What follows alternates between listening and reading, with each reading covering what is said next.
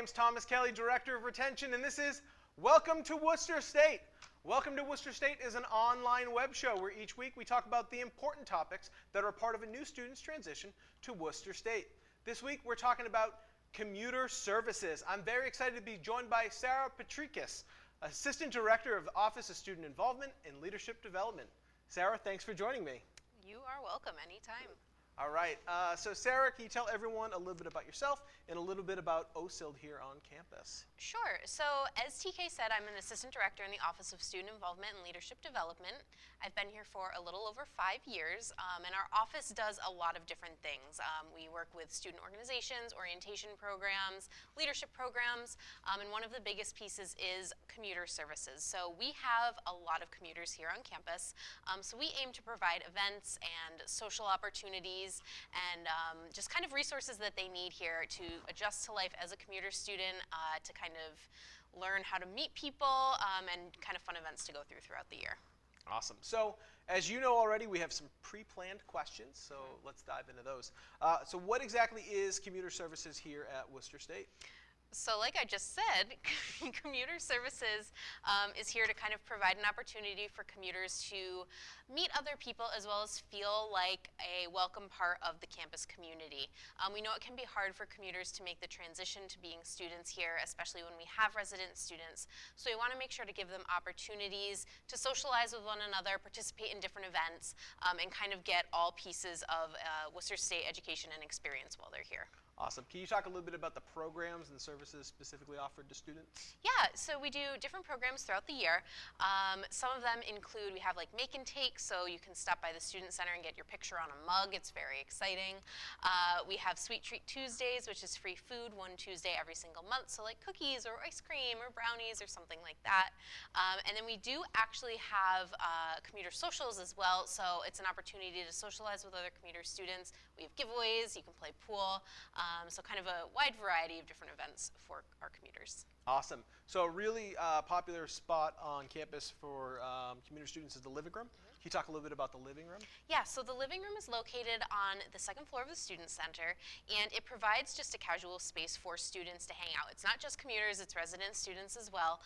But if you have time between classes, before and after class, if you need to get homework done or you just kind of want to hang out while you have some downtime, the living room is a great place to go. We have pool tables, there's air hockey, there's ping pong, there's like 4 televisions that you can hang out, there's a bunch of soft seating, and it's just a great place to kind of hang out with friends, eat lunch, and just take some downtime between classes. Awesome. Yeah, it's a great spot.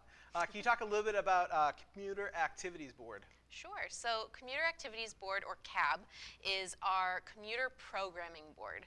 So it's a club, it's a student club, and anybody can join, actually we have quite a few residents on it as well, so commuters and residents can join. And they work all year long on planning additional events for commuter students. So they focus twice a year. They do a Commuter Appreciation Week, so they'll bring things like a petting zoo or have a nacho bar or all kinds of fun novelties. They do t-shirts and giveaways. One of the biggest events they do every year is called the Duck Hunt. So in the Student Center, they'll hide over 500 rubber ducks, and if you find one of the lucky golden ducks, then you can win like a television or a video game system or something like that. So if you're interested in meeting other commuters or helping plan commuter events, that's a great way to kind of get involved with that. So what is the easiest way for a commuter student to join CAB? So the best thing to do is when school starts in the fall, we actually have what's called a club kickoff the second week of school. It's on the Wednesday, and all of our student organizations have tables. So it's a great chance to kind of see what we have. CAB will have a table, and they'll have giveaways, and they'll be able to let you know when their meetings are. Their meetings do change every semester to accommodate the different schedules, but they'll have all of the most updated information as well as an event listing, and you can kind of put your name down, and they'll let you know when their first new member meeting is. Awesome. So you mentioned a lot of awesome programs and events that that you all are doing. What's the best way for a new student to learn about all of those programs and events? Definitely coming into the Student Center is a huge piece. We see a lot of commuters who will drive here, they'll go to Sullivan or SciTech for their classes, and then they'll like sit in their cars between classes. come to the Student Center. That's the biggest piece. You're going to see flyers all over the place. You're actually probably going to walk into an event. There's lots of stuff going on in that building. So come to the Student Center, take a look at what's going on the boards, and you'll definitely not miss anything. We also do have an email that goes out every single Monday to all students on campus. It's called the OSILD Weekly, so Office of Student Involvement and Leadership Development. Nice. And that comes every Monday morning and kind of lists what's coming up for the week ahead, as well as things you can expect for the following week. So that's a great way to stay up to date with what's happening, along with our social media too. You can follow along with any of that. Awesome. So when does the newsletter, you said Mondays, Yep. When do those start?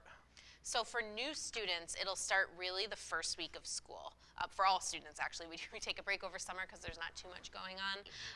But they come, like I said, every single week except for like winter break. But that first week, Monday morning, take a look and you'll be able to see what's happening. Awesome.